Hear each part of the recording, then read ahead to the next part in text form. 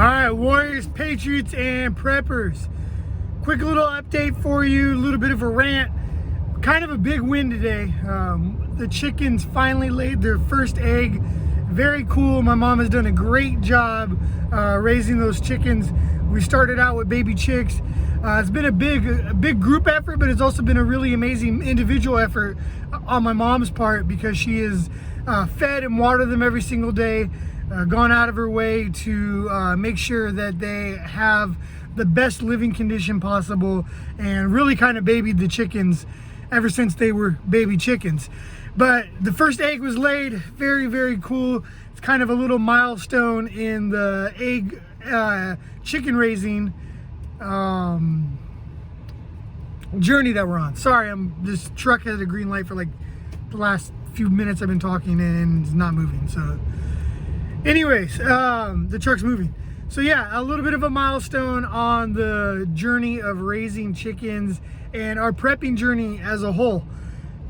Started out interested in prepping over 10 years ago, and you slowly make the steps that you need to get yourself more prepared.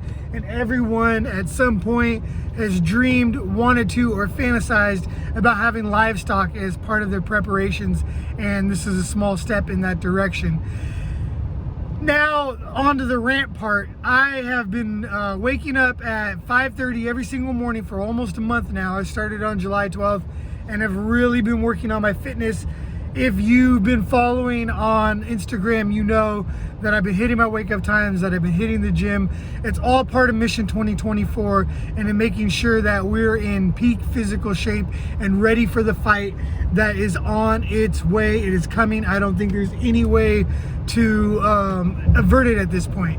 I think it's going to be worse in some areas than it will be in others. I don't know how bad it's going to get for me here in East Texas. I am very happy that I'm no longer in the San Francisco Bay Area, because I feel like that is going to be one of the hot spots. So if you're there, or if you're in any other major city, you either need to get out or you need to get ready. So the fight is already at your doorsteps in many ways, and we're relying on a government that on both sides of the fence was already overtaken by special interest and by self-serving agendas. You could say that Trump doesn't have a self-serving agenda. I think there's evidence to point to that. I also think there's evidence to point that he does have a self-serving agenda. But every politician, every person in every facet is always going to have some sort of self-serving agenda. That's just the nature of humanity.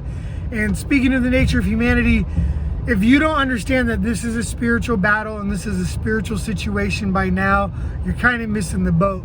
Part of what I'm doing when I wake up this early and go work out is I'm taking time to meditate, to reflect on the task at hand, to think about where we're at in this journey of life, and think a little bit about what I'm supposed to be doing on my spiritual journey and my spiritual preparation as well.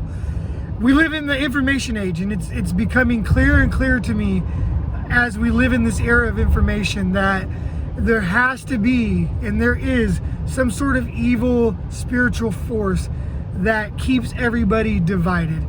It should be easier now than ever, with information at everybody's fingertips and right there for the gathering and taking, to get a consensus on how we should handle certain situations, to get a consensus on what's the best move for us as a country, what's the best move for us as a human race, what's the best move for us as a whole. How do we tackle some of these systemic problems that have been with us since the beginning of time? And maybe these problems have been with us since the beginning of time, talking, homelessness, you have special needs, people who are in abusive situations, abusive people who abuse themselves. Maybe these have been around since the beginning of time because it's an evil that has been around since the beginning of time, and there is no solving it. There's only solving yourself. And by solving ourselves, we're going to be able to solve others. I think one of the overarching life lessons I've learned is that you can't heal anyone, you can't change anyone, but people can heal and change themselves. And I'm working on healing and changing myself right now from a physical standpoint by making sure that I focus on the gym, a spiritual standpoint, and even a health standpoint on another level. Today marks 31 days sober. Just a challenge to myself and a challenge to prove to the kids, and a little bit of a marker to show myself that I'm not as dependent upon alcohol as I may think I am, or that, you know, sometimes I'm not drinking because it's social, and I'm not drinking because it's enjoyable. I'm drinking to kind of escape some issues. So working on myself is part of that spiritual journey that we should all be striving to do, and it's part of that prepping journey. It's part of the prepping basics and the group building. Because if you're strong for yourself, you're going to be strong for your group, and if your group sees you being strong, they're going to want to be stronger too. So I'm just more and more realizing that this is a spiritual battle, this is a spiritual journey, and we're not going to be able to save everyone. We're not going to be able to wake up everyone. All that we could do is control our circle of influence, try to affect others and help them along in their journey, and get everybody to a point where hopefully enough people are prepared that when shit does hit the fan, it is not a major situation for people who have doing right in their heart, because it's going to be a major situation for people who have evil in their heart regardless. And you already see that. You see the cities, the people, and the actions that they're taking. Those are people with evil in their heart. You can't go into your community, bust up and burn down local buildings and local businesses and affect people in your community unless you have evil in your heart. If they were burning down government buildings, if they were burning down strictly institutions that were truly oppressing them, I'd have no problem with it. If they feel like the Seattle PD is their true oppressor, and that's who they're taking out, and that's who they're taking their frustration out on, you know what? As Americans, you have a right to redress your grievances. If that ends up not working, you have the right to abolish the government and reconstitute a new one as you see fit, as we the people. I don't think we're that far down the road yet, but if some people have made that moral choice that we are, which isn't what they're doing, they're trying to overturn our constitutional republic. We don't have a democracy. That's another fallacy that the left puts out. But, you know, if people really felt that that's what they needed to do in their heart, and that's what they needed to do to overthrow oppression from a government, they would be attacking government agencies. They wouldn't be attacking mom and pop businesses. Hell, they probably wouldn't even be attacking major corporations. So a lot is going on right now. 2020 is getting stranger by the second. That major explosion, who knows what that was really about.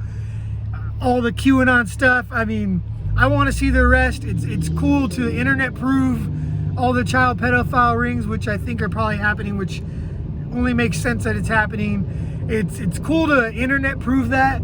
I want to see it proved in a court of law, and I want to see some mob justice, where like the rallies that are going on against human or sex child trafficking and stuff. That's the type of movements that need to be happening. That's the type of stuff that needs to be going on. But there's a long time to go until 2020 is over, and I don't even think that's why we have Mission 2024. That's going to be the precipice of it. I think 2024 is kind of the timeline where it's all going to go haywire. And if you don't have your fitness, you don't have your basic preps, you don't have your survival skills, and you don't have your group in order, come then, you're going to be in a bad situation, and you're probably not going to have time to get yourself to a point where survival is an option. So anyways, guys, this is why we prep. Mission 2024. Follow me on Instagram. Thanks for all the support. I appreciate all the group members. Right now, if you sign up on our Mighty Network group, also, I'm doing free consultations. So if that's something you're interested in, there's links in the comments below or in the description below, or reach out to me directly. I'm very easy to get a hold of, and I love helping and working with people on their journey to preparedness. And if you have any questions or video content suggestions, send them my way. I want to make them. I'm going to have a Q&A from Instagram going up tomorrow.